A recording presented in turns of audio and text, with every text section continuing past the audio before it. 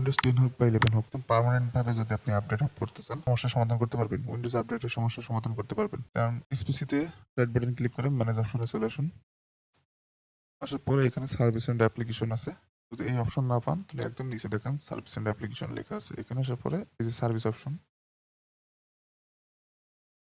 চলে আসুন একদম নিচের দিকে।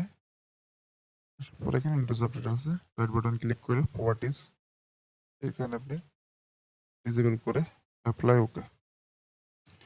এই যে এখানে ডিসেবল হয়ে গেছে। এবার আপনার দ্বিতীয় অপশন হচ্ছে এখান থেকে সার্চ করতে পারেন UPDATE। আসার পরে এটা আপডেট লিখে সার্চ করার পরে অ্যাডভান্স উইন্ডোজ আপডেট অপশন এখানে একবার ক্লিক করুন। আপনার সামনে যদি এরকম অপশন আসে, ডেলিভারি অপটিমাইজেশন একটা অপশন আছে, এখানে একবার ট্যাপ করবেন। আপনি এটাতে অপশনটা অফ করে দিবেন। দ্বিতীয় প্রসেস শেষ। তৃতীয় প্রসেসে যদি যাই, আবার আমি স্টার্ট বাটনে আসলাম এবং এখানে এসে লিখবো এডিট, EDIT।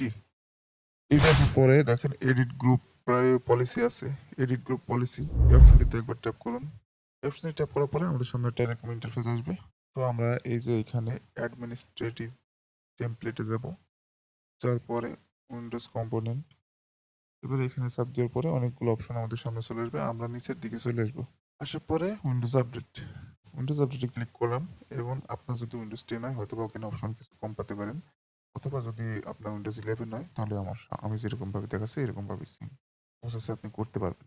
তো এখানে লেজিসি মোডে যাব, configure auto restart required notification for update, এখানে আসার পরে এডিট অপশনে আসবো, এসে এটা ডিসেবল করে ওকে করে দেবো। তারপরে আবার নিচের দিকে দেখেন allow automatic update immediate install, এটা তো রাইট বাটন ক্লিক করে এডিট এসে ডিসেবল করে ওকে করে দেবো।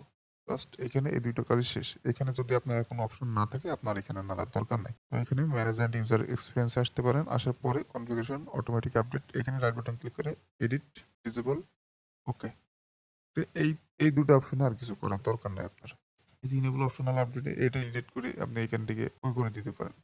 এতটুকুই, এখানে আর কোনো কিছু করার দরকার নেই। জাস্ট একবার আপনার কম্পিউটারটা রিস্টার্ট দিন, বাস আপনার কম্পিউটারে আর কখনোই আপডেট নিয়ে আপনাকে ঝামেলা পড়তে হবে না। খুবই একটা গুরুত্বপূর্ণ টিপস, এটা যদি আপনি অ্যাপ্লাই করে থাকেন অনেক সময় অনেক সমস্যা থেকে রেহাই পেতে পারেন। কারণ অনেক সময় উইন্ডোজ অটোমেটিক আপডেট হয়ে যাওয়ার পরে যখন আমরা কম্পিউটারটা রিস্টার্ট দিই সেটা অনেকক্ষণ ওয়েটিং রেখে তারপরে কম্পিউটারের মেইন স্ক্রিন আসে। তো এরকম সমস্যার সমাধানের জন্য বা অনেকক্ষণ উইন্ডোজ আপডেট দেওয়ার পর অনেক সময় কম্পিউটার স্লো হয়ে যায়, এসব সমস্যার সমাধানের জন্য আপনাদের একটা টিপস দিয়ে রাখলাম। যদি উপকৃত হয় তাহলে ভিডিওতে একটি লাইক করতে কমেন্ট করতে পারেন। সবাই ভালো থাকবেন, সুস্থ থাকবেন, খোদা হাফেজ।